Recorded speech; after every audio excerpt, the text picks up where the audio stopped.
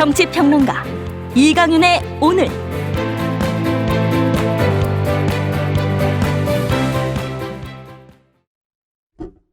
안녕하십니까, 이강윤입니다. 오늘 오프닝은 국민TV 조합원이자 전교조 전북 지회장이신 문병연 선생님이 해주시겠습니다.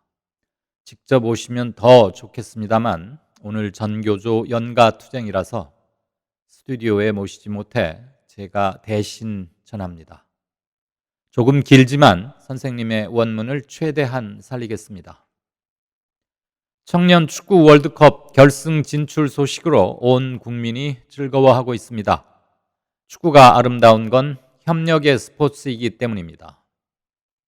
운동선수들이 공부 안 한다고 걱정들이 많으시지만 이들은 팀 전체의 목표를 위해 최선을 다하기 때문에 이미 운동 속에서 삶의 태도를 잘 배우고 있다고 생각합니다. 문제는 일반 교실입니다. 상대평가 시스템이기 때문에 옆자리 짝꿍을 친구가 아니라 물리쳐야 할 적으로 여기게 됩니다. 이런 환경에서는 전체의 목표는 무시됩니다. 개인들끼리 투쟁해서 앞줄에 서면 그만입니다. 학교는 정글보다도 못합니다. 정글에선 강자도 배부르면 사냥을 하지 않고 약자도 최선을 다해 살아남으려고 애쓰고 살아남는 경우도 더러 있습니다. 그런데 우리 교실에서는 성적이 나은 학생은 계속 먹잇감을 찾고 자신의 석차를 지키기 위해 경계를 늦출 수가 없습니다. 성적이 그렇지 못한 학생들은 그냥 다 포기하고 맙니다.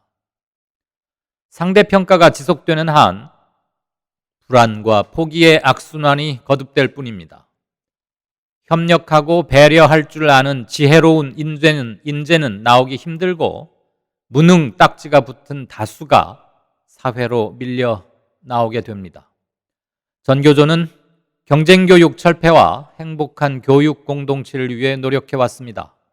오늘 전교조 법외 노조 취소를 위해 연가투쟁을 합니다. 축구 결승전에 진출한 우리 원팀처럼 전체의 목표를 기억하며 기꺼이 협력하는 학교 공동체를 위해 전교조의 법적 지위 회복은 반드시 이루어져야 합니다. 시청자 그리고 국민 여러분의 많은 지원과 성원을 바랍니다. 이상이 문병연 선생님의 말씀입니다. 6월 12일 이강윤의 오늘, 잠시 후 시작합니다. 국민라디오 개국부터 지금까지 쭉 우리 대리운전 1544-9416 국민 대리운전, 이번엔 꼭 국민 대리운전을 부르리. 대리 운전은 꼭 국민 대리운전.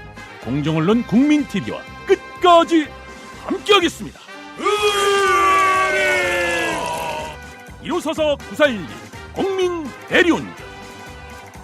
의리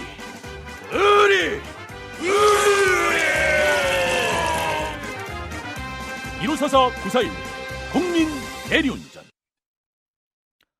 네, 오늘부터 새로운 코너 하나를 더 만들었습니다.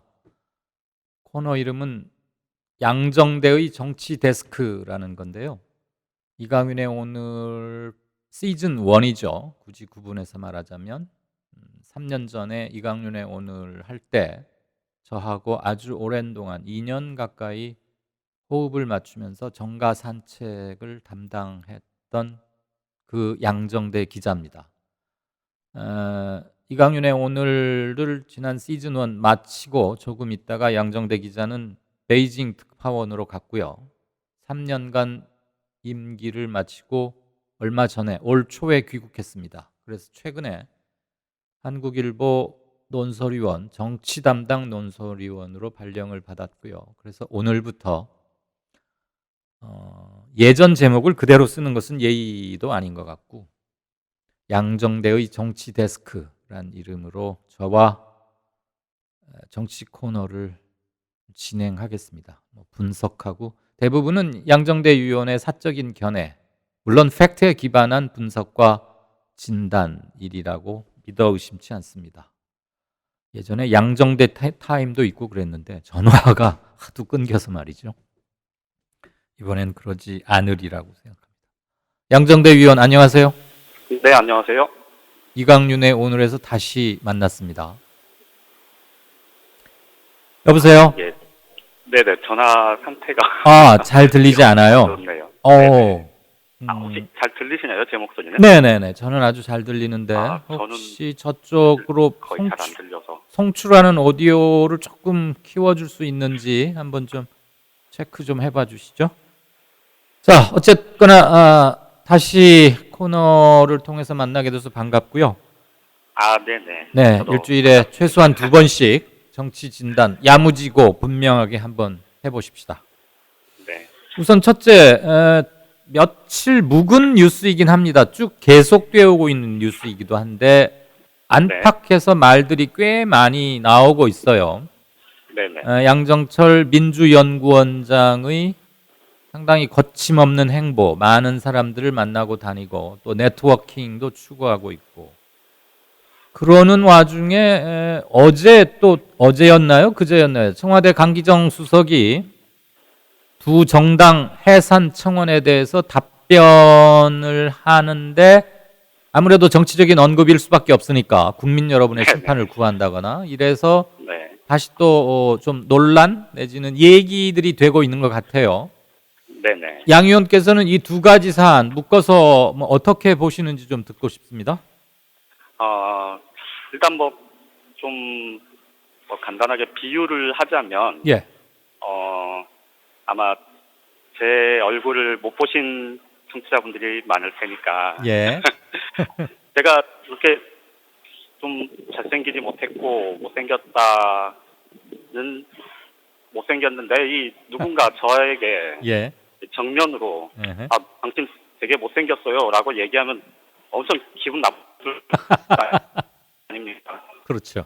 저를 잘 알고 있는 혹은 몇 사람 되진 않겠지만 저를 얘기를 들으면 되게 화가 나죠. 그렇죠. 예. 대놓고 저는, 말하면 그렇죠. 네, 양정철 민주연구원장의 행보 그리고 어제 강기정 청와대 정무수석 또 오늘 그 청와대 복교왕 민정비서관 정무비서관의 얘기 예. 이런 것들이 사실 하나하나 따져놓고 보면 특별히 문제가 되거나 혹은 틀렸다 이렇게 지적할 만한 내용은 사실 없다고 봐요. 예. 단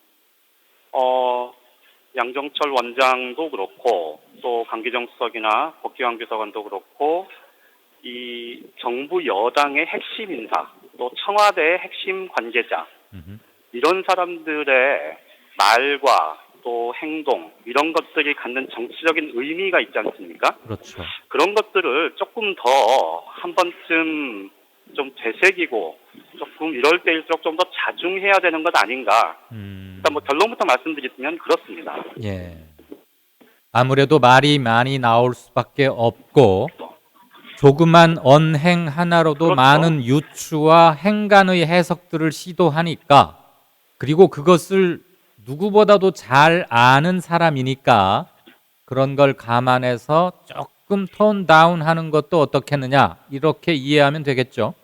그렇습니다. 예. 양정철 원장 같은 경우는 누구나 다 알듯이 이 문재인 대통령의 가장 최측근, 측근 중에서도 가장 가까운 사이, 그렇죠. 심지어 문재인 대통령을 만든 사람, 이런 평가도 받는 사람 아닙니까? 그게 가장 정확한 그래서 표현 이제 아닙니까? 그래서 이제 대통령 취임 직후에 본인이 자발적으로 지근거리에서 벗어나겠다. 이렇게 해서 이제 일본도 갔던 거고요. 예. 총선은 여보세요? 당의 일거수일투족이 네. 이 뉴스에 초점이 되고 예. 또 정치적인 쟁점화한다는 거는 이거는 삼척동자들 네. 그렇다면 무엇보다 중요한 건 양정철 원장이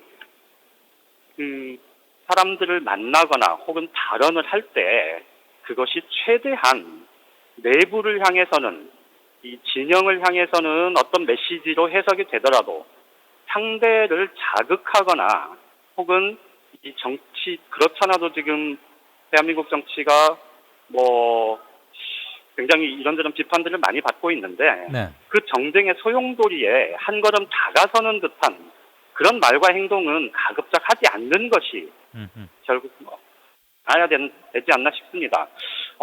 지금 사실 정부 여당 입장에서는 이 국회가 꽉 막혀 있고 네. 또 필요한 추경 예산안도 처리가 안 되고 개혁 민생 입법 처리도 지연되고 이런 것들에 대한 답답함이 있을 거고 예. 그런데 황교안 대표 체제 이후에 황교안 대표 자유한국당에서 뭐 황교안 대표 본인 개인은 입지가 좀 넓어졌는지 모르겠지만 이 정치 세력으로서 또 집권 대한 세력으로서의 자유한국당에 대한 평가는 국민적인 평가는 그리 높지 않은 상황이고 네. 그러다 보니 이것을 정면 돌파하겠다라는 좀 그런 전반적인 의정 청와대 정무수석의 발언 혹은 이 복귀왕 비서관의 발언 등은 예. 사실 그 국민청원에 대한 청와대 입장을 설명하는 과정에서 예. 사실은 뭐 아주 드라이하게 사실관계가 이렇습니다. 라는 정도까지만 얘기를 해도 예. 그것이 갖는 어떤 정치적 의미를 갖고 있는지는 사실 충분히 해석 가능할 텐데 네. 거기에 직접 청와대 당사자들이 청와대의 핵심 관계자들이 나서서 이런저런 해석을 붙이며 이게 야당의 반발을 불러올 수 있는 그런 얘기를 직접적으로 하는 건 정말 어떻게 보면 뭐 정치적으로는 지금의 상황에서 뭐 우리가 한 걸음 더 나아갈 수 있는 계기 뭐 이렇게 볼 수도 있겠지만 예. 꽉 막혀 있는 여야의 정국을 어떻게 보면 야당을 굴복시켜서 국회에 복귀하게 만들겠다는 좀 그런 식으로 해석이 될 수밖에 없어서 네. 좀 상당히 아쉽고 어떻게 보면 지금의 정부 여당의 좀 기본적인 스탠스를 조금 더 낮춰 잡아야 되지 않나 하는 그런 생각이 듭니다. 콕 집어서 정치 해설까지 붙이지 말고 그냥 네네. 팩트만 드라이하게 보여줘도 국민들 정치 수준이 그런 그렇죠. 건 다 새겨 읽을 만한 것이고 더군다나 국회 정상화니 뭐니 이런 것을 현실적으로 고려한다면 조금 아쉬운 점이 있다 이렇게 들립니다. 아까 우리 양 의원이 제 얼굴을 모르시겠지만 뭐 이렇게 비유하셨는데 미안하지만 지금 양정대 의원 얼굴이 입다만하게 텔레비전 화면으로 나가고 있어요. 사진 저를 아시는 분들은 그게 옛날 사진인 걸 알기 때문에 웃고 계실 것 같습니다. 최근 사진으로 바꾸든지 해야겠네요. 잘 알겠고요. 그 비유를 통해서 무엇을 말씀하시고자 하는지 아마 충분히 전달이 됐으리라고 생각합니다. 잠깐 오디오 사정이 고르지 못해서 시청자 그리고 저와 지금 인터뷰 중인 양정대 위원에게도 유감과 미안하다는 말씀을 드립니다. 자, 두 번째 문제. 이거 지금 한 50일쯤 됐죠. 추경안 제출한 지. 네네. 그리고 놀고 먹는 국회 네네. 두 달째입니다. 국민들 굉장히 많이 네네. 화가 나 있어요. 국회 정상화 네. 가능성, 뭐 오늘 내일 뭐 될 것 같다 이런 말들은 나오는데 이희호 여사 타계한 이후 빈소 정치라고 할까요? 여야가 일단 휴전하는 분위기고 이렇게 되면 이게 네네. 국회 정상화로 이어지지 않을까 하는 희망들도 품고 있던데 우리 양 의원은 어떻게 보세요? 저는 뭐 저뿐만 아니고 사실 이 시청자분들 모두가 사실 그런 바람을 갖고 계실 텐데 예. 이번 사실 이제 이희호 여사의 별세를 통해서 어쨌든 여야 간의 그 정쟁을 조금 자제하는 분위기고 네. 그리고 사실 이런 계기들이 어쨌든 여야 정치권에 대한 이 국민의 준엄한 목소리 이런 것들이 또 전달되는 또 다른 계기일 수 있어서 예. 가급적 빠른 시일 내에 국회가 정상화됐으면 좋겠다라는 바람을 가지고는 있습니다만 네. 사실 현 시점에서 보면 그게 쉽지만은 않을 것 같습니다. 가 있는데요. 하나는 지금 자유한국당 입장에서 앞서서도 말씀드렸던 것과 뭐 일맥상통하는 얘기인데 네. 청와대 이런 프레임으로 받아들이고 있는 이런 점에서 보면 사실 야당이 지금 국회에 증언을 하는 건 백기토항하는 거다 음흠. 생각을 가질 수밖에 없을 것 같습니다. 예. 이 점에서 보면 어제 오늘 청와대에서 나온 잇따른 메시지는 사실 국회 정상 도움이 되지는 않을 것 같다. 뭐 이런 생각이 드는 거고요. 예. 또 다른 하나는 이 황교안 대표의 행보와 관련해서인데요. 이 황교안 대표가 지금 사실 뭐 2017년 대선 이후에 이 무너져가던 보수 정책은 나름대로 지금 결집을 시켜 나가는 데는 뭐 일정하게 성과를 거두고 있고 네. 본인도 이제 뭐 유력한 대선 주자로 지금 떠오른 상태 아닙니까? 예. 그렇다면 가장 중요한 건 황교안 대표가 지금 상황에서 이 상황을 좀 뭐랄까요 이렇게 지금 어그러져 있는 국회 상황도 정상화시키고 예. 또 자신의 정책 입지도 조금 더 높이고 하는 그런 결단을 해야 될 텐데 네. 오히려 그 오히려 그 반대로 나가고 있는 것 같아서 말이에요. 황교안 대표가. 그러니까요. 네. 그런 정치력을 네. 아직까지는 갖고 있지 못한 것 같습니다. 아. 뭐 앞으로도 그런 정치력을 가질 수 있을지는 뭐 장담할 수는 없지만 어쨌든 현 시점에서는 그렇고요. 예. 그래서 어떻게 보면 오늘 지금 이제 정의당에서 국회 앞에 지금 이제 농성을 시작하지 않았습니까? 네, 이 그랬죠. 자유한국당 빼고라도 음. 국회를 정상화시켜야 되는 것 아니냐 이런 요구를 이제 공식적으로 내걸고 지금 행동에 나섰는데 네. 더불어민주당 여당인 더불어민주당 입장에서 보면 사실 정의당의 그런 행동이 어떻게 보면 좀 천군만마와 같은 그런 뭐 인식을 하고 있을 것 같습니다. 예. 그런데 이제 더 중요한 건 이 국회를 열더라도 이렇게 법안 처리 과정 이런 것들이 사실 이제 충분히 이 의미 있게 이제 법안을 처리하는 데까지 가려면 네. 사실은 민주평화당이든 아니면 바른미래당이든 다른 야당들의 협조도 필요하지 않습니까? 그렇죠.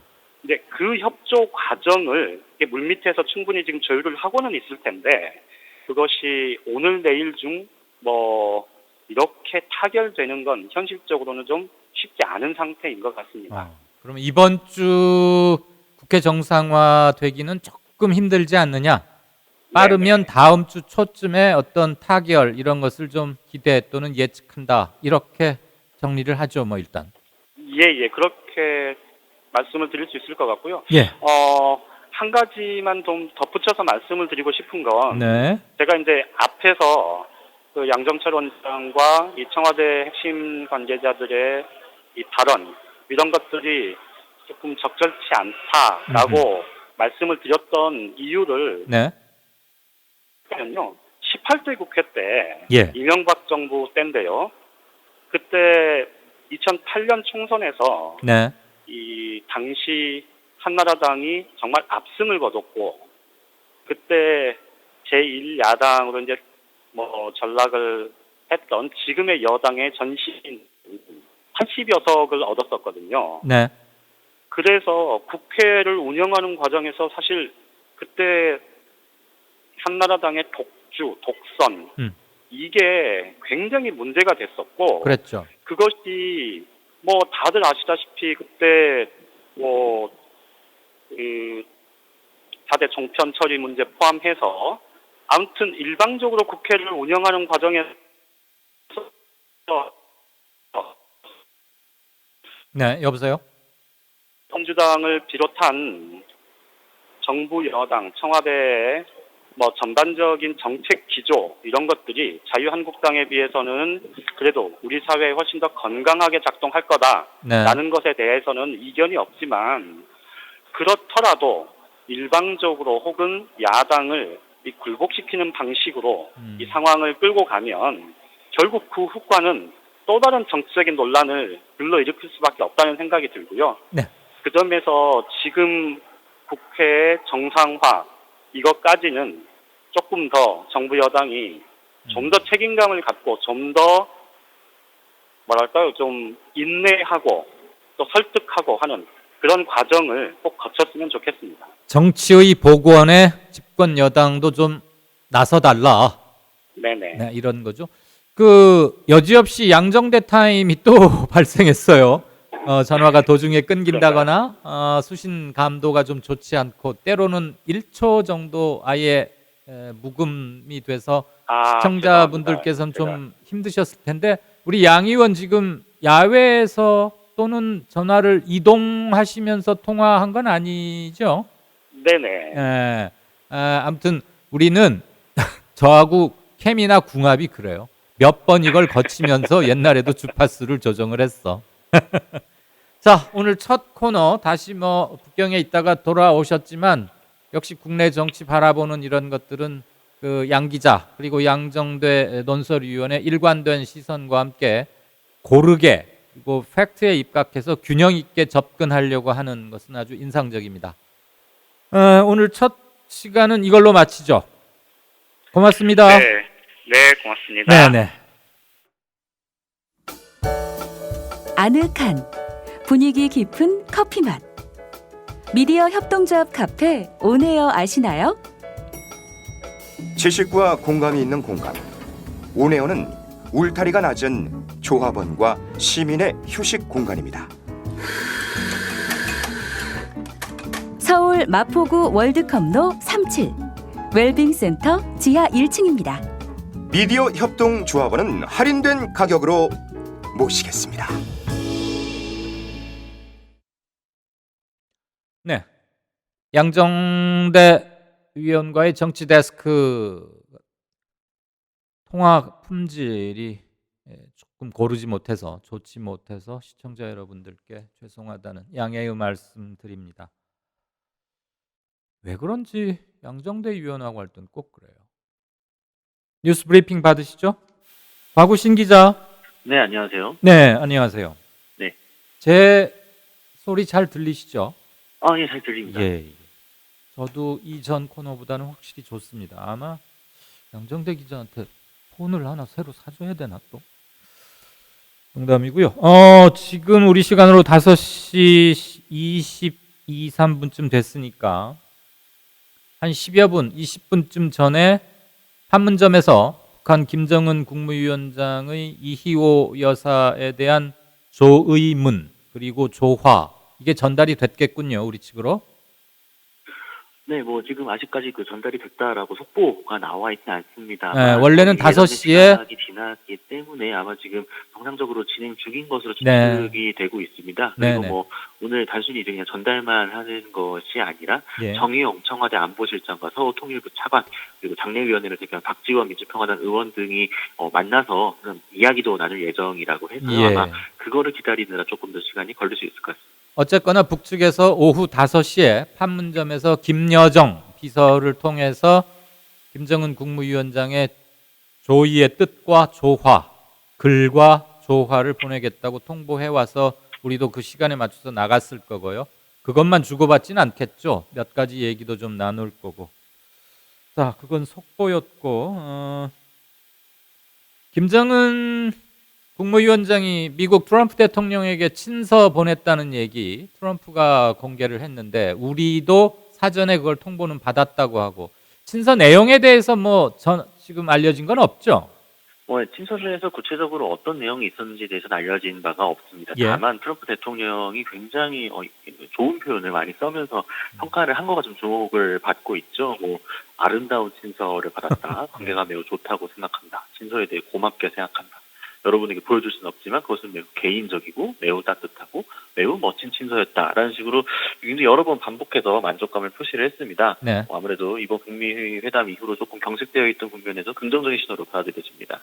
예, 그 트럼프가 원래 사업 출신이고 말하는데 액션만 큰 게 아니고 제스처나 포지션만 큰 게 아니고 과장법이나 비유법도 참 활발히 쓰는 것 같던데 전에는 김정은 위원장의 친서를 놓고 뭐 great letter 또는 nice letter 이러더니 이번에는 아름다운 편지 이런 말을 썼어요.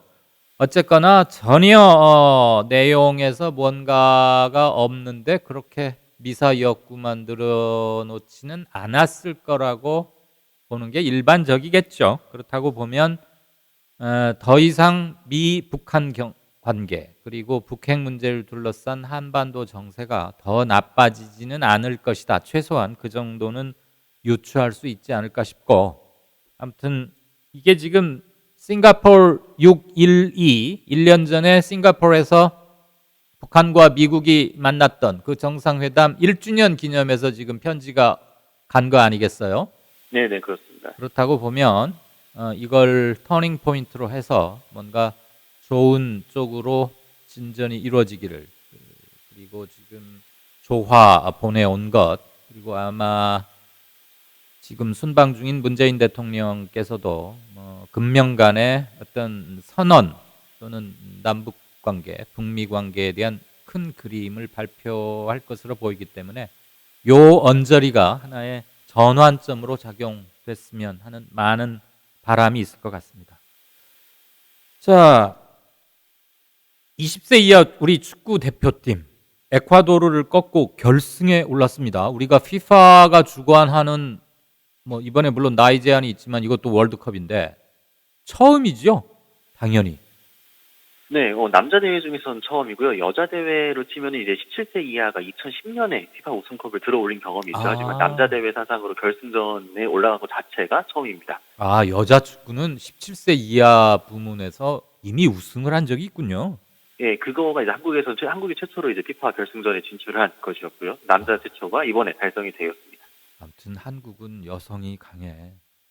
뭐 골프, 탁구, 양궁, 축구 대단합니다. 자, 이번에 이제 올라가서 우크라이나하고 붙게 되는데 곽 기자가 뭐 축구 애호 팬인지는 모르겠지만 우리 스포츠 전문 코너가 있는데 그분한테 뭐 자세한 건 듣기로 한다 하더라도 그 사람들은 결승전 예상을 어떻게들 하고 있습니까 지금? 네, 뭐 다수의 전문가들은 쉽지는 않겠지만 그래도 우승 가능성이 높지 않겠느냐라고 이야기들을 많이 하고 있습니다. 일단 우크라이나가 지금까지 16강이 역대 최고 성적이었다는 점을 좀 고려를 해야 될 것 같고요. 예. 그리고 상당히 좀 짠물 축구를 하고 있는데 우크라이나의 역대 전력이나 이번 경기력으로 봤을 때 우리가 결코 뭐 오히려 우크라이나보다 강한 팀으로 예상되는 팀들을 이겨왔기 때문에 예. 우리가 가능성이 높다라고 보고 있습니다. 특히나 뭐 후반부에 좀 승부수를, 그러니까 전반부에 잘 틀어맞고 후반부에 승부수를 띄우게 된다면은 선취골만 한다면은 굉장히 적은 점수 차이겠지만 1대0 정도의 우승에 대한 경험의 어떤 예측이 가장 많은 편입니다. 아, 이게 지금 곽 기자가 예측한 게 아니고 사람들의 예측을 종합해서 모은 거죠? 그러니까 저 혼자만의 예측이 될 거 아닙니다. 알겠습니다. 아무튼 응원합시다. 기쁜 마음으로. 사실 이런 일이 워낙 드물기 때문에. 자, 박상기 법무장관이 오늘 검찰 과거사 진상조사위원회 활동 종료와 관련해서 입장을 밝혔어요. 그동안 이걸 두고 미진하다, 2년 가까운 시간 동안 뭐 했느냐, 기대에 비해서 너무 실망이 크다 등등 비판의 목소리도 많았는데 박 장관 입장은 무엇입니까? 네, 일단 박상기 장관은 안타까움을 표현을 하면서 이번 수사의 현실적 한계를 인정을 했습니다. 강제 수사를 할 수 없었고 일부 자료가 유출되기도 했고 또 뭐 시간적 경과 또 증거법적 측면에서 정황만으로는 입증하기 어려운 부분들이 있었기 때문이죠. 특히나 장재현 리스트 사건과 김학의 전 차관 사건을 언급을 하면서 매우 안타깝게 생각을 한다. 또 이 오랜 시간 진술기록이 방치되어서 상당 부분 공소시효가 도과됐다는 점들에 대해서 또 밝혀내지 못했는데 송구하다고 이야기를 했고 또 김 전 차관 사건에 대해서도 이 합리적 의심으로 바탕으로 결정되어 일단 수사 권고에 대해서는 그러나 엄격한 증거 법칙에 기초를 해서 기소 여부와 수사 여부를 판단한 거다. 즉 일부 기소되지 않은 의혹에 대해서 안타깝지만 어쩔 수 없다라는 식으로 이야기를 했습니다. 그런데 오늘 박 장관 기자회견장에 기자가 하나도 없어가지고 텅텅 빈 데서 그냥 허공만 바라보고 나 홀로 기자회견 했다면서 왜 그런 겁니까?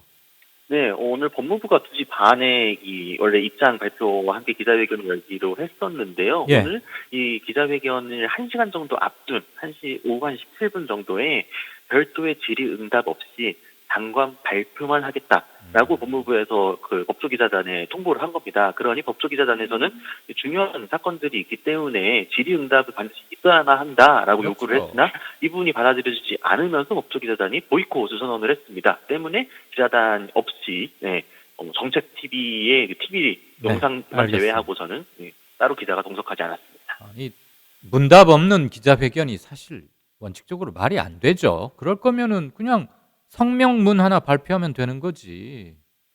이게 무슨 좀 법무부 측에서 세심치 못한 소통 자세에 조금 문제가 있었던 게 아닌가 싶습니다. 여보세요? 예, 네네네. 말씀해 주시죠. 네. 자, 삼성 이재용 부회장에 대한 검찰 수사의 칼끝이 점점 확실하게 겨냥되고 있는 것 같습니다. 이재용 부회장과 하버드 유학 동기로 알려진 정현호 삼성전자 사업지원 TF 사장, 최측근이죠.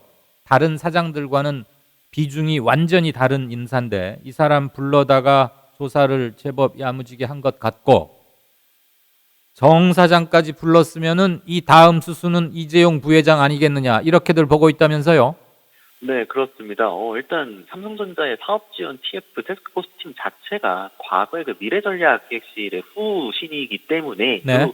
그 과거에 있었던 일들이 여기서도 이루어졌다라는 거죠. 그리고 삼성전자의 지배 구조 그리고 경영 구조상 정현호 사장이 단독으로 이재용 부회장이 알리지 않고 했을 가능성이 적다라고 검찰은 보고 있습니다. 예. 때문에 어제 불러서 오늘 새벽까지 17시간의 굉장히 장기간 마라톤 수사를 진행을 했고요. 예. 증거인멸을 공모 지시한 혐의에 대해서 집중 추궁한 것으로 전해졌습니다. 검찰은 어쨌든 이재용 부회장을 겨냥을 하면서 구체적인 수사 내용이나 증언 내용은 밝혀지지 않았지만 상당한 자신감을 보이고 있다라는 정의 내부에서 나오고 있기 때문에 조금 기대해봐도 될 것 같습니다. 네, 알겠습니다. 지금까지 뉴스브리핑 오마이뉴스 정치부의 곽우신 기자였습니다. 제가 잠깐 몇 마디 덧붙여드리죠. 여보세요? 네. 네, 전화 끊으셔도 됩니다. 수고했습니다. 네, 감사합니다. 예. 이희호 여사 장례식은 아시겠지만 사회장으로, 장례의 형식은 사회장으로 5일장 닷새간 치르기로 어제 결정이 됐고요. 잠시 후 우리 시간으로 7시부터, 그러니까 약 1시간 반쯤 남았네요. 문재인 대통령의 노르웨이 오슬로 연설이 있게 됩니다. 그런데 청와대의 엠바고 시간이 오후 7시입니다. 그러니까 오후 7시 이후에 보도를 해달라는 거죠. 그 연설 내용에 대해서. 그래서 이강윤의 오늘에서는 그 연설 내용을 전해드리지는 못합니다. 보도해드리지는 못합니다. 저도 그 백브리핑과 문안은 받았습니다만 저희가 청와대 기자단에 가입이 돼 있느냐 안 돼 있느냐를 떠나서 이건 외교 행사고 국익에 관련될 수도 있기 때문에, 그리고 그런 엠바고는 지켜줘야 한다는 제 생각으로 전해드리지는 않겠습니다. 아마 7시 이후로 당연히 보도가 나올 거고요. 남북관계에 대한 언급이 상징적 언급이 있지 않을까 싶습니다. 그리고 우리 시간으로 모레 금요일 스웨덴 의회에서 역시 문재인 대통령의 연설이 예정돼 있습니다. 아마 그 자리에서 오늘 오슬로 스피치보다는 조금 더 구체적이고 좀 더 큰 그림, 뭔가 좀 굵직한 그런 게 나오지 않을까, 이렇게 조심스럽게 예상들을 하고 있다는 점을 말씀드립니다. 네, 다음 코너 들어가죠. 국민라디오 개국부터 지금까지 쭉 우리 대리운전 1호사사 941 국민 대리운전, 이번엔 꼭 국민 대리운전을 부르리. 게으리 운전은 꼭 국민 대리운전. 공정언론 국민TV와 끝까지 함께하겠습니다. 1호사사 941 국민 대리운전. 의리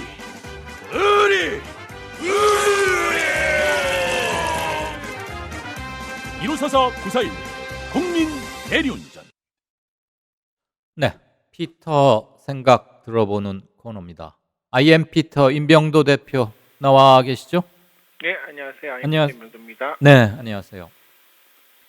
제가 피터하고 얘기하게 되면 이거 꼭 좀 물어보고 싶었는데 지난 월요일자, 아까 그저께자네요. 지난 월요일자 중앙일보가 단독 기사를 하면서 지금 청와대 여당이 추진하고 있는 공수처가 중국 것을 베껴온 것이다. 그리고 중국 공안들을 양산하게 된다. 중국에서는 정적 제거에 이런 걸 주로 활용하고 있다. 이런 제목의 기사를 보도했고 조선일보도 비슷한 톤이었어요. 예. 이 두 신문의 보도 이거 팩트 체크 좀 해주시죠. 이 글이 그러니까 그 보수 언론이 보도한 근거가 이제 윤은걸 전주지검장이 네. 검찰 내부망, 검찰 이제 내부 사람들이 이제 볼 수 있는 예. 그런 인트라넷 같은데 내부망이 이제 이프로스라는 건데 예. 거기에 이제 검찰 개혁론 2 이제 원은 예전에 이제 썼던 거고 7개월 전에 썼던 거고 예. 이제 이 2에 관련된 글인데 이 글을 가지고 이제 보도를 한 것인데 이제 여기서 이제 윤 지검장은 이제 한국에서 추진하는 이 공수처의 역할이 중국의 이제 감찰위원회랑 좀 닮았고 뭐 어떤 그 권력을 공고하고 장기 집권에 뭐 기여하고 있다 뭐 이런 식의 내용은 좀 있었어요. 네.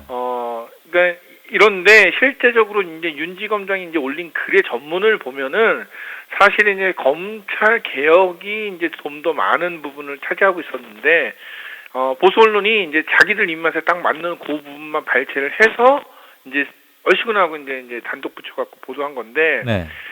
이제 보수 언론 입장에서는 이 공수처 신설을 계속 반대해왔거든요. 예. 그런데 이제 현직 지검장이 이제 검찰 내부에서 공수처를 반대하는 글을 올렸어. 이거는 이건 이제 옳다. 자기들이 보도했던 글 이제 논리의 근거가 될 수 있다 이렇게 해서 이제 올렸는데 그 사실 글을 올렸던 윤 지검장도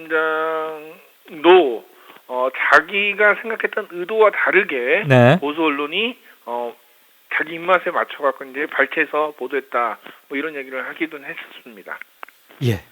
발단은 그렇게 됐고 옳았구나. 그래서 편의적인 띄어 붙여서 맞추기식 보도를 한 거다 이 말씀이죠. 여보세요? 예. 예. 자, 그런데 이 윤은걸 전주지검장, 지금 이제 전주지검장으로 가 있습니다만 이 사람이 두 번에 걸쳐서 쓴 글, 그것을 조금 자세히 들여다보고 이 사람이 어떤 사람인지 이런 거에도 당연히 관심이 쏠리는데 윤 지검장이 이른바 서울시 공무원 간첩 조작 사건 그 유우성 씨 아마 네. 시청자분들 많이 기억하실 텐데요. 화교죠, 화교. 화교가 맞죠? 유우성 네, 씨. 그렇습니다. 예. 그 간첩과는 전혀 무관한 사람이었는데 몇 가지 증거를 조작해서 간첩으로 몰아갔습니다. 그때 유우성 사건을 수사했던 그 지휘 라인에 윤 지검장이 있었던 거 아닙니까? 그렇죠. 그러니까 근데 이제 윤 지검장이 1심, 그러니까 처음에 국정원이 이제 간첩 혐의로 이제 기소를 처음 시작할 때가 2013년인데 예. 그때 1심은 윤 지검장이 지휘라인에 있었던 건 아닙니다. 네. 다만 이제 1심 재판 과정에서 이제 증거 조작 의혹이 이제 제기됐고 이제 1심 재판부가 여동생의 이제 진술이 간첩 혐의를 이제 뒷받침할 증거로 볼 수 없다 이러면서 이제 무죄 판결이 나왔거든요. 예. 근데 이후에 검찰이 이제 항소를 유지합니다. 근데 이제 검찰이 항소를 유지하는 그 가운데에 이제 그 윤 지검장이 2014년부터 이제 2차장 검사로 이제 지휘라인부에 있고 그다음에 이제 윤은걸 전주지검장이 이제 그 타겟이 됐던 부분, 이 사람이 이제 전면에 나왔던 부분이 뭐냐면은 당시 이제 2014년 2월에 네. 그 증거 조작 의혹이 이제 뉴스타파도 그렇고 변호인단에서 계속 제기를 했어요. 예. 그 부분에서 윤 지검장이 이제 브리핑을 했어요. 이거는 이 그 의혹, 그러니까 위조가 아니다라는 식의 이제 이제 브리핑을 하면서 윤 지검장이 그 라인 속에서 뭐 증거 조작이라고 했던 인물이냐. 그런데 제가 볼 때는 이제 그 조작한 사람은 아니고 네. 그 이후에 계속 이제 지휘 라인에 있었고 윤 지검장은 이제 그 부분에서 이제 자기가 이제 뭐 그 반론을 제기를 했었거든요. 제가 썼던 글에. 예. 자기는 이제 증거 조작은 하지 않았다. 다만 검찰이 분명히 그 국정원이 조작된 증거를 가지고 검찰이 왔을 때 그 부분을 제대로 확인하지 못한 부분, 그 다음에 검찰 내부에서도 이런 부분들에 대한 굉장히 그 비판의 목소리가 있다는 얘기를 좀 했었어요. 예. 근데 결국은 뭐냐면은 지금 이 그 검찰 내부가 용공조작에서부터 지금까지 그 검찰이 국민의 신뢰를 받지 못하고 있었던 부분들, 예. 그건 분명히 존재하고 있고, 검찰 과거사위원회에서는 이 검찰이 수사를 제대로 못했다는 부분을 분명히 인정을 해야 되고, 네. 그 다음에 그 유우성 씨, 그 피해자에게 검찰총장이 사과를 해야 된다, 이렇게 권고를 한 바도 있습니다. 네네, 그랬죠. 분명히 그건 국가폭력이었고 검찰의 과잉 수사가 아니라 잘못된 수사고 국정원에서는 의도적으로 그렇게 간첩으로 몰고 간 것이니까요. 국가와 국정원 해당 기관들은 당연히 사과를 해야 마땅합니다. 그나저나 윤은걸 전주지검장이 검찰 내부망 이 프로스트에 왜 공수처 신설 반대하는 글을 올렸다고 생각하십니까? 이 윤지검장이 그 수원지검 공안부 부장검사, 그다음에 서부지검 차장, 중앙지검 2차장이었고 완전은 공안통이에요. 황교안의 적통 후배라고 봐도 되겠군요, 말하자면. 네. 근데 이제 그 2014년에 이제 사건 이후에 네. 이 사람이 이제 대검기획조정부장으로 일단 뭐 승진을 해요. 지금 네. 부분으로. 근데 문재인 정부가 들어서면서 초임 검사장이 보통 부임하는 제주지검장으로 이제 밀려나거든요. 네. 그렇다가 작년에 전주지검장으로 다시 돌아옵니다. 문재인 정부가 이제 들어서면서 검찰 내부에서 이제 공안통이었던 사람 중에 이제 그 뭐 공사훈 인천지검장이나 이상호 법무연수원 기획부장은 사표를 내고 나갔어요. 네. 그런데 이제 윤 지검장 계속 버티고 있거든요. 예. 이제 윤 지검장은 검찰 개혁은 찬성하지만 어떤 뭐 내부의 문제를 뭐 직시하고 가야 된다 이런 주장을 펼쳤는데, 사실 이제 윤 지검장 같이 이제 공안통의 그 검사들은 조금 굉장히 불만이 많이 내부에 쌓여 있는 상태예요. 예. 특히 이제 윤 지검장이 이제 지적했듯이 공수처가 나오면은 그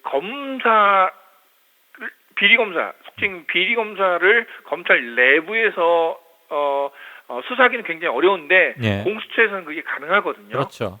이런 부분에 이제 여러 가지 그 상황을 놓고 보면은 공안검사에 대한 인사조치가 이제 계속 진행되자 뭔가 공안통으로서 반격을 시도하겠다는 의도가 조금 엿보이는 동시에 예.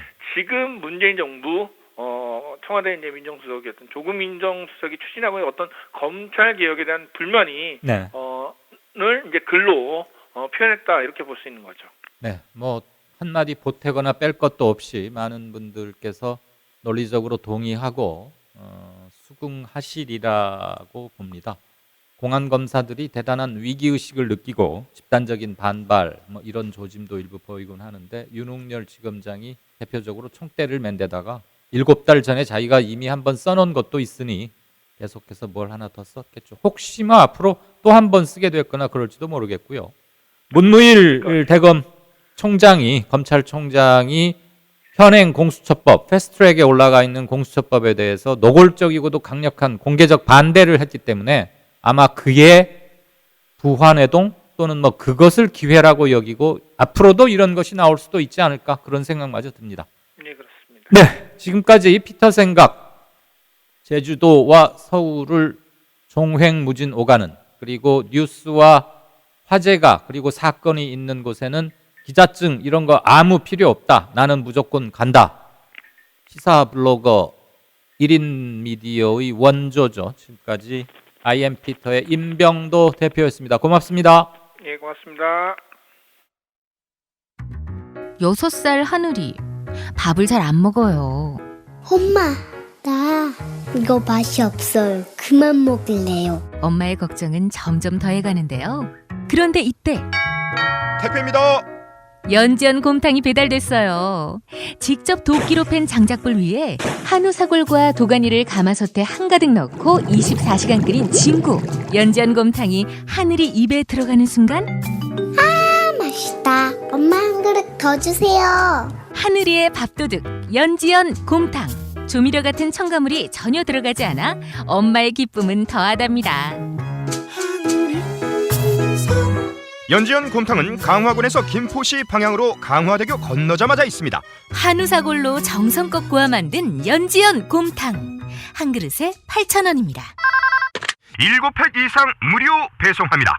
주문 전화는 010-7252-1114 010-7252-1114.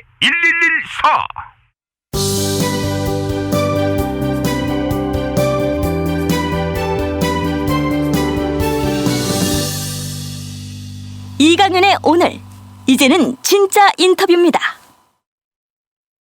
네, 오늘 모신 분은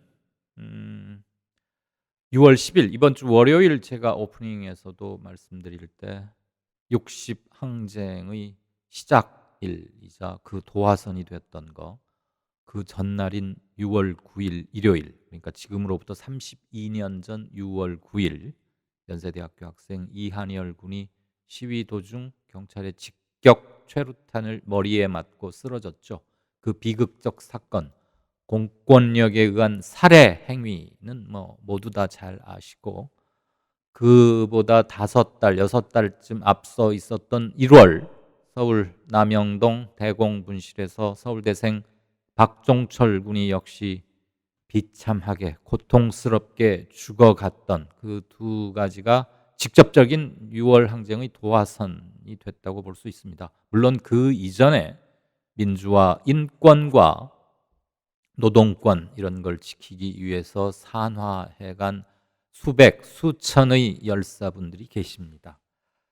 지금 32년 전으로 돌아간다면 지금 한참 6월 항쟁이 가열되고 있을 때고, 전국 주요 도시의 거리와 광장에는 유모차 엄마 부대, 넥타이 부대, 학생들은 말할 것도 없고요. 그리고 나이 지긋하신 분들도 많이 참여해서 호헌 철폐, 독재 타도, 아마 그때 대표됐던 구호가 이 두 개가 아닌가 싶은데, 오늘 모신 분은 이한열 기념관 관장님이십니다. 그리고 이한열 기념사업회 상임이사도 맡고 계십니다. 이경란 관장님 모셨습니다. 안녕하세요. 예. 반갑습니다. 특히 6월이 되면 많이 바쁘시죠? 그렇죠. 네. 예. 며칠 전에 이한열 32주기 추모제도 연 것으로 알고 있어요. 네. 그 연세대학교 안에 있는 이한열 동산인가 하는 곳에서 네. 하죠. 그날 했었던 꽤 여러 시간 행사가 진행된 걸도 아는데, 이 점은 꼭 전해드리고 싶다, 그런 특기할 만한 거 한두 개 있으면 좀 우선 듣죠. 예, 32주기 이한열 추모 행사는 다른 네. 때하고 다르게 연세대학교가 주체가 돼서 진행하는 행사가 있었어요. 네. 그러니까 31년 동안 이한열 기념사업회와 학생 추모기획단, 예. 이 두 주체가 그동안 이한열 추모제를 해왔다면, 올해는 연세대학교 안에, 이제 작년에 연세대학교 안에 이한열 민주화운동 기념사업회라는 조직이 만들어졌어요. 네. 그래서 올해는 여러 가지 행사 중에서 이한열 추모식을 연세대학교 이한열 민주화운동 기념사업회가 맡아서 했지요. 네, 그러니까 한마디로 그냥 정리를 하자면, 그동안 31년간 학교에서는 마음으로는 아파했을지 어쩔지 모르나, 네. 학교에서 공식적인 행사로 그걸 추념하고 기념하고 공식적으로 치르는 행사가 아니었는데, 그렇죠. 32년 만에야 비로소 예. 마침내, 네. 좀 늦은 감이 있다고 개인적으로는 생각합니다만, 한 학교의 그 산화해간 민주 열사를 한 학교가 공식적으로 인정하고 추념하는 첫 번째 행사였다, 이거네요. 작년에는 저희하고 공동으로 했고요. 예. 올해는 연세대학교 이한열 기념사업회 주관으로 예. 추모식을 했습니다. 연세대학교와 관련 없는 분들은 공동으로 했는지 사실 별 관심 없고요. 그렇죠. 사실 예. 이것도 예. 그 똑같은 민주주의를 완성해가는 역사에서 보자면 어느 학교 소속이 뭐가 대수겠고 뭐가 중요하겠습니까?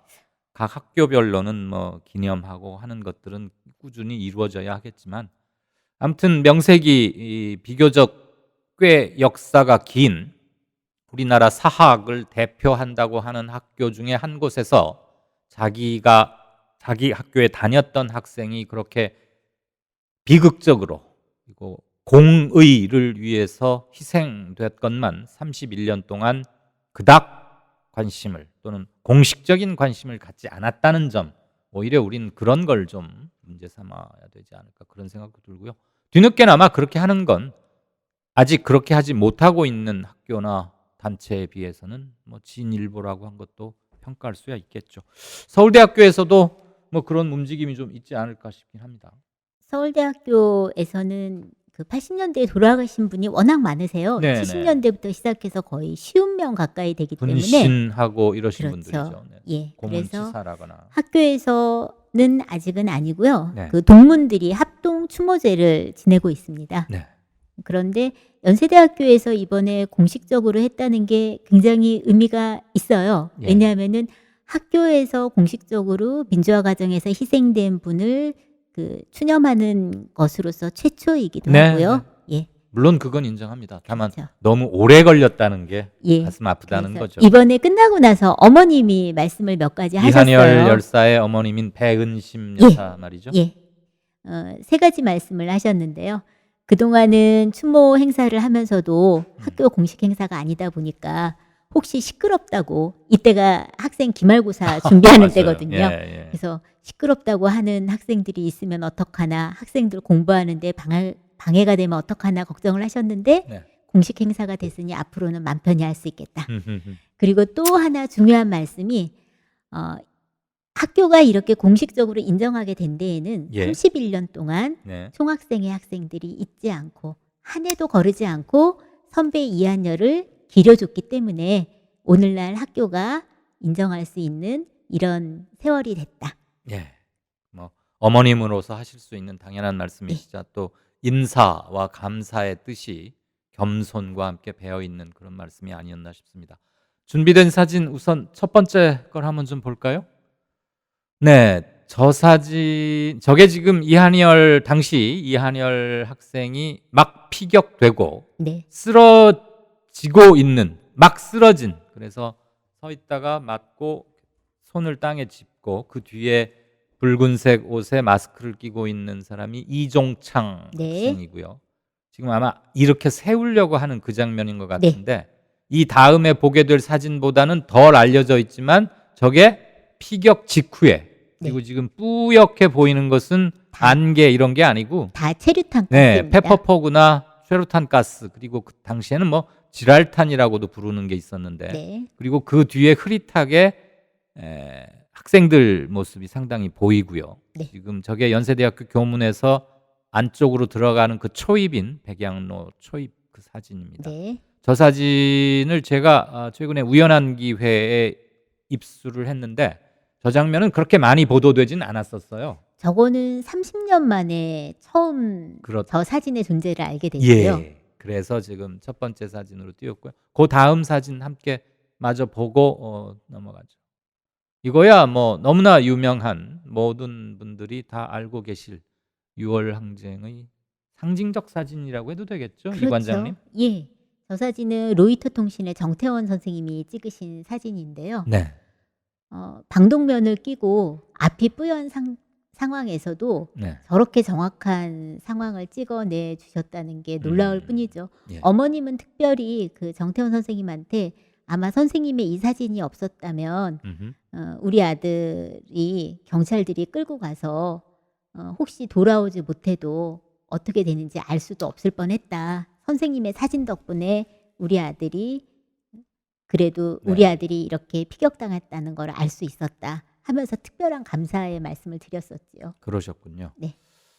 당시에 극악무도하고 그 광기가 극에 달했던 꼭지점에 달했던 당시의 공권력이 해온 짓을 생각하면 이한열 열사의 어머님이신 배은심 여사의 그런 걱정이나 추정도 꼭 지나치다고만 하기도 힘든 점은 있겠네요.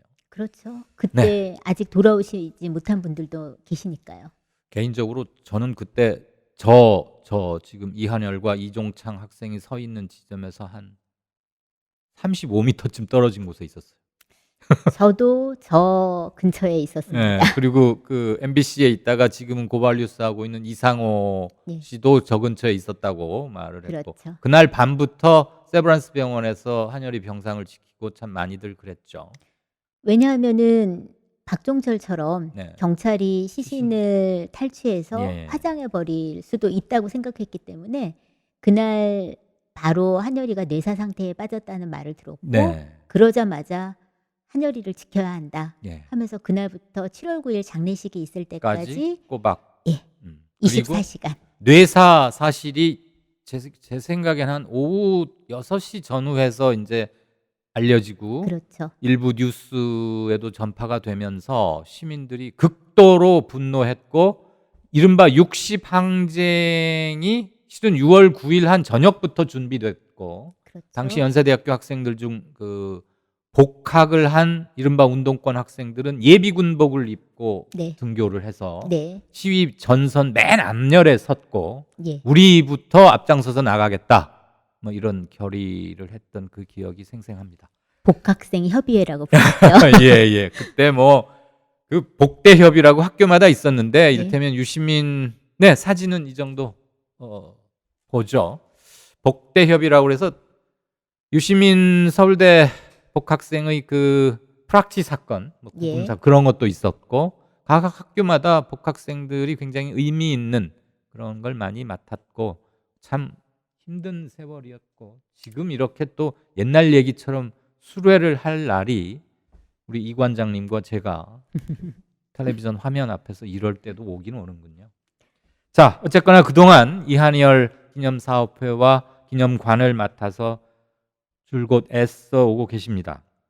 그 이한열 관련 유품, 뭐 시계라거나 운동화 이런 것들 그리고 영화화 되면서도 관심이 많고 그랬는데 기존에 간간히 보도가 됐었어요. 그 보도들 이후에 새로 뭐 업데이트되거나 새로 상황 바뀐 게 좀 있습니까? 저희가 14년에 박물관 등록을 하면서 네. 이제 28년이나 지났으니 앞으로는 들어올 유물이 없을 거라고 생각했었어요. 네. 그런데 해마다 전혀 그 생각하지 예상하지 못했던 유물들이 들어오고 있습니다. 누가 이렇게 기증을 하나요? 당시에 뭐 연세대학교 학생이었던 분들이 대부분인데요. 이제 그 중에서 이제 뭐 말씀드릴 만한 게 있다면 83년부터 88년까지 연세대학교에서 그 배포되었던 모든 유인물을 모아서 저희에게 전해주신 분이 있어요.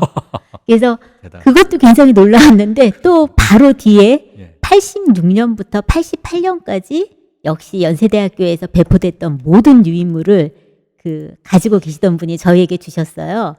그래서 그 현대사를 연구하시는 분들이 특히 6월 항쟁 연구하시는 분들이 그 자료를 보시고는 거의 부들부들 떠세요. 이렇게 좋은 자료가 한 곳에 모여 있다니. 그걸 수집하고 여지껏 비장해 오신 분이 참 궁금하고 대단하네요. 예, 그래서 저희가 지난 2월부터 5월까지 그 이한열 기념관에서 기억을 부르다라는 전시를 하면서 그 이제 새롭게 저희들이 받은 유물들을 전시를 했어요. 예. 그러면서 저희도 궁금했거든요. 도대체 무슨 생각으로 이걸 30년 동안 가지고 있다가 이걸 우리에게 줬느냐. 그리고 그럼 집회 때마다 나가서 그렇죠. 배포된 또는 뿌려진 그렇죠. 유인물 그때 예. 뭐 피라고 부르기도 했는데 그걸 일일이 다 모아서 그 사람은 확실한 운동권이거나 운동권 애호가거나 아무튼 뭐 범운동권에 들 건 분명한 것 같고. 그런데 당시에 유인물을 가지고 있는 게 굉장히 위험하잖아요. 그렇죠. 유인물 소지만으로도 심지어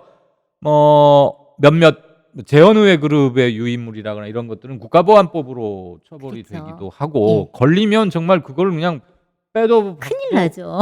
빼도 박도 할 수 없는 물증이니까. 그렇죠. 그러니까 유인물을 사실은 가지고 있는 것도 위험한데 가방에서 한 개만 걸려도 큰일이 나는 상황인데 그거를 파일 하나를 가득 모아서 저희한테 주셨어요. 아, 그걸 또 사진 촬영으로 해서 파일로 만들었어요? 아니요. 그 물 이렇게 넘기는 파일, 비닐 파일 안에 투명한 하나씩 비닐이 있는 클리어 파일에 이렇게 넣어가지고 그렇죠. 그러면 보존 상태도 비교적 휘발되거나 그렇지 않고 거기엔 또 80년대 학생 노동운동 계열의 사상투쟁, 이념투쟁과 그렇죠. 변천의 과정 네. 이런 것도 또 알아볼 수 있는. 그래서 저희가 몇 년 안에 네. 사람을 찾습니다라는 그 행사를 한번 하려고 해요. 6월에. 네. 그 유인물 쓰신 분들.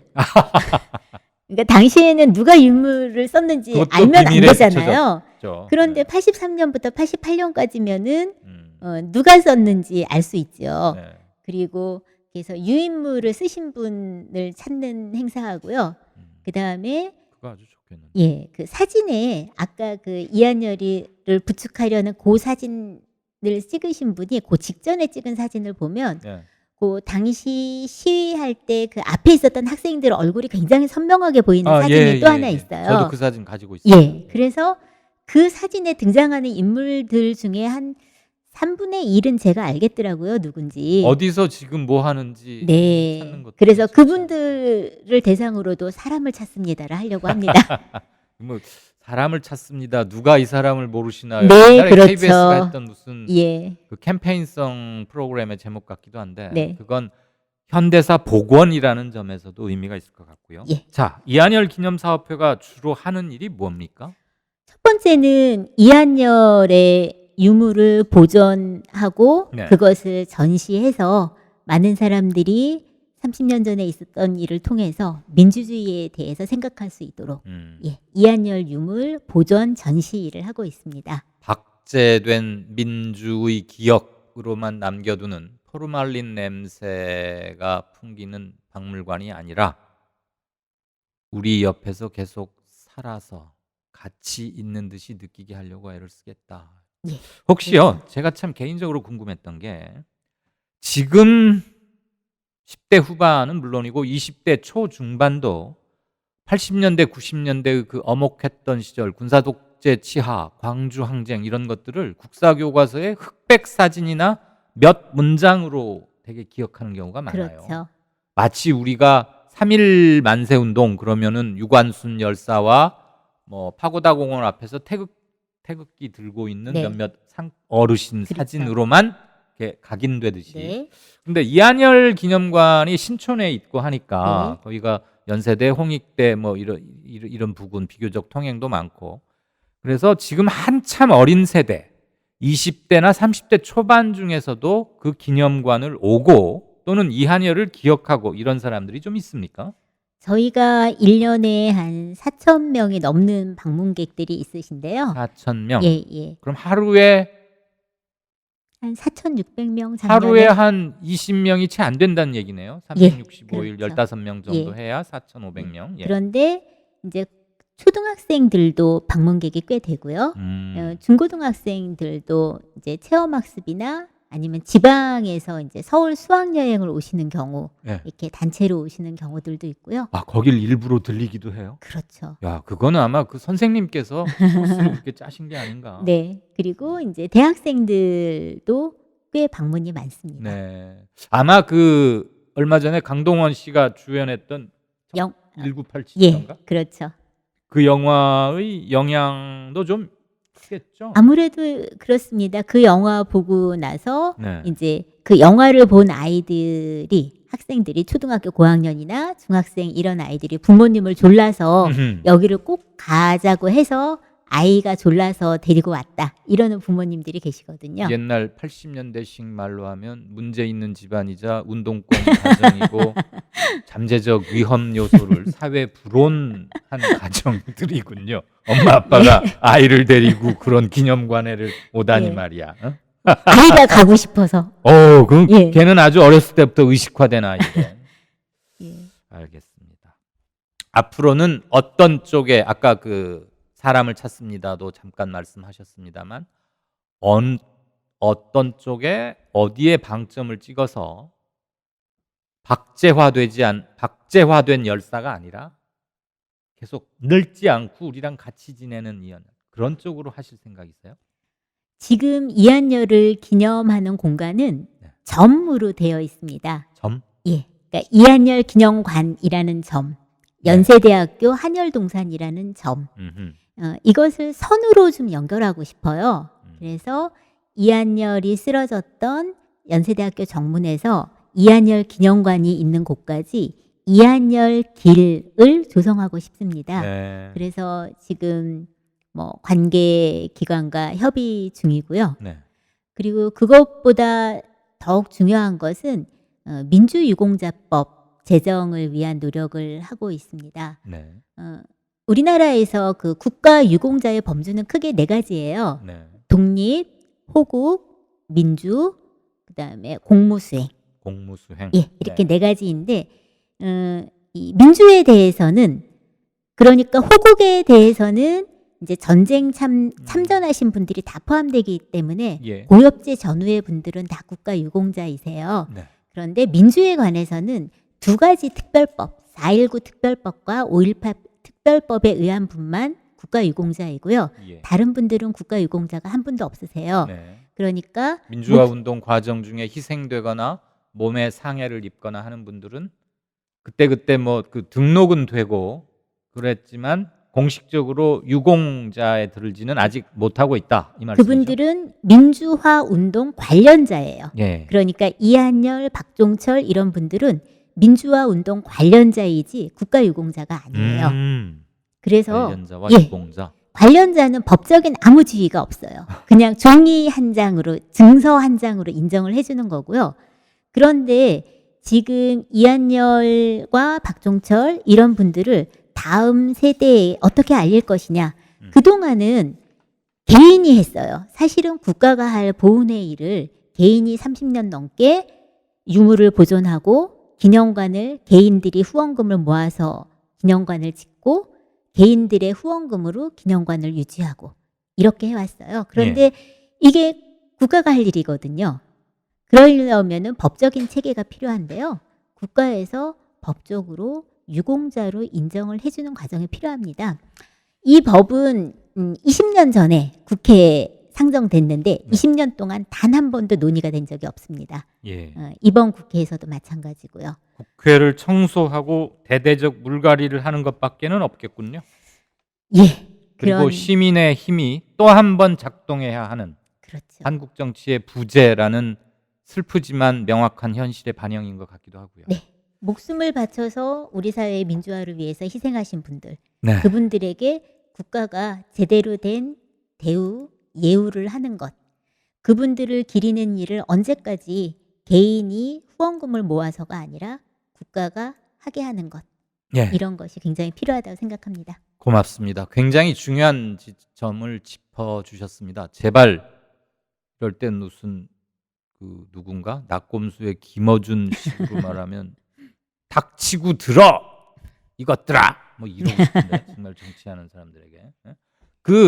국회의원 중에 몇몇은 민주화운동 관련자도 있어요 지금. 그렇죠. 뭐 우원식 의원 있죠. 등등등 해서 네. 심지어 심재철 의원도 그 민주화운동 관련자예요. 그렇죠. 네. 예. 아무튼 참 세태가 빚어내는 아이러니이긴 합니다만, 방금 이 관장께서 지적한 민주화 운동 관련자와 민주화 유공자, 국가 유공자는 하늘과 땅 차이죠. 그리고 그들에게 어떤 이름을 붙이느냐가, 즉 정명, 정확한 이름을 붙이는 것이 정확한 역사 인식의 시작이고, 그렇죠. 그들을 제대로 기억하는 첫 번째 길이 아닌가 싶습니다. 네.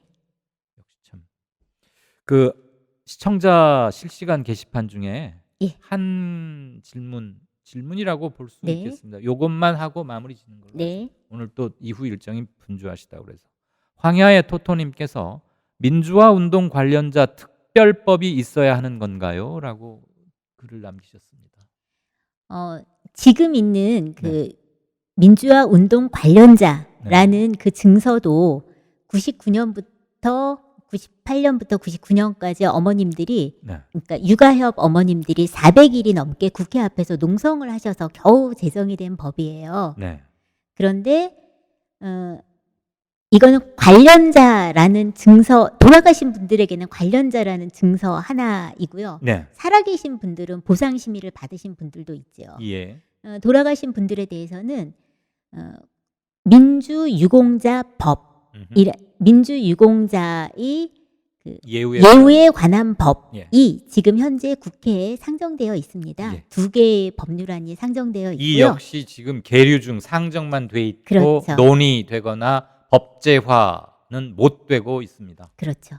이게 우리 정치의 현실입니다. 예, 잘 알겠습니다. 후배 되시죠? 이한열 군이. 우리 이 관장님이 그렇습니다. 조금 선배시죠? 제가 1년 선배입니다. 아, 1년 선배세요. 살아있다면 지금 이 또래군요. 특히나 많은 기억도 공유하실 텐데 마음이 아프실 거고. 그렇지만 그렇게 떠나간 한열이 후배를 계속 우리 곁에서 살아 숨쉬게 잊지 않게 해오신 점에 대해서 시민의 한 사람으로서 감사드립니다. 그리고 오늘 첫 걸음 하셨는데 첫 걸음이 어렵거든요. 앞으로 좀 자주 나오시고 예. 사람을 찾습니다 해서 사람을 찾으면 꼭 저한테 연락을 주십시오. 예. 제가 반드시 일이 구인하겠습니다. 예. 고맙습니다. 예, 감사합니다. 네, 이경란 이한열 열사 기념관 관장님과 인터뷰였습니다. 6월 12일 저희가 마련한 순서는 여기까지입니다. 오늘 비교적 숨가쁘게 많은 코너들을 소화하는 과정에서 오디오 사정이 조금 고르지 못해서 여러분께 불편 끼쳐드린 점 대단히 죄송합니다. 저희가 이거 방송 전후로 막 체크를 하고 뭐 잡아내려고 하는데 글쎄요, 이거 변명같이 들리실 줄 압니다만 깔끔히 해결이 안 되네요. 조금만 좀 참아주십사, 이런 말씀드리기 염치는 없습니다. 그러나 최선은 다하겠습니다. 지금까지 시청해 주셔서 대단히 감사합니다. 저는 내일 오후 5시 다시 뵙겠습니다.